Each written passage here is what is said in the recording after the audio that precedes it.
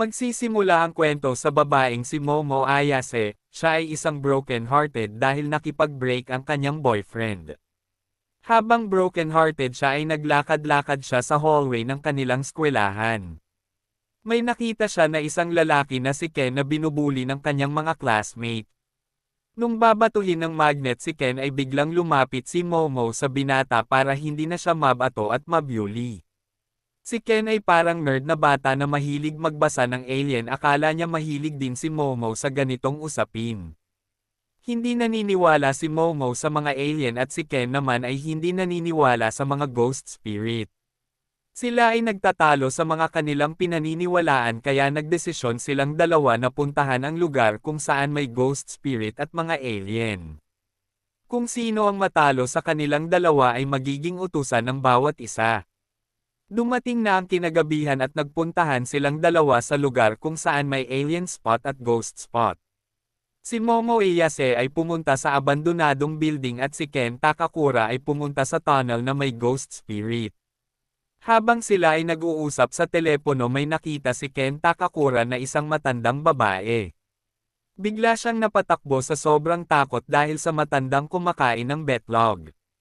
Ang matandang nakita ni Ken ay si Turbo Lola, mabilis niyang hinabol ang ating bida at ito'y kanyang sinaniban. At sa di inaasahan meron mga alien naman na nagpakita kay Momo Ayase ang hindi niya inaasahan. Siya ay ginapos ng mga alien na biglang lumabas, gusto ng mga alien na ito ay magparami gamit ang babae na endokot nila na si Momo Ayase. Biglang may tumatawag sa cellphone ni Momo Ayase kaya napatingin ang mga alien na ito. Biglang lumabas sa cellphone ang isang matanda na si Turbo Lola at sinipa niya agad ang isa sa mga alien at tumalsik agad ito. Ang lumabas pala sa cellphone ay si Ken Takakura na sinaniban ni Turbo Lola. Sila ay naglaban at ginamitan si Ken ng psychic power ng mga alien kaya siya ay hindi makagalaw. Habang si Momo Ayase ay nakahiga at pinapainit ng mga alien ay bigla niyang naisip ang mga sinasabi ng kanyang lola.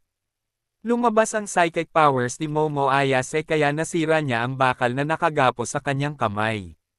Sinipa niya agad ang isang alien at ito'y tumalsik agad palabas ng isang spaceship. Ginamit ni Momo ang psychic powers niya para matangal ang sanib ni Turbo Lola sa ating bida na si Ken. Nakuha pala ni Turbo Lola ang betlog ni Ken kaya siya ay nasa ilalim ng sumpa ni Turbo Lola.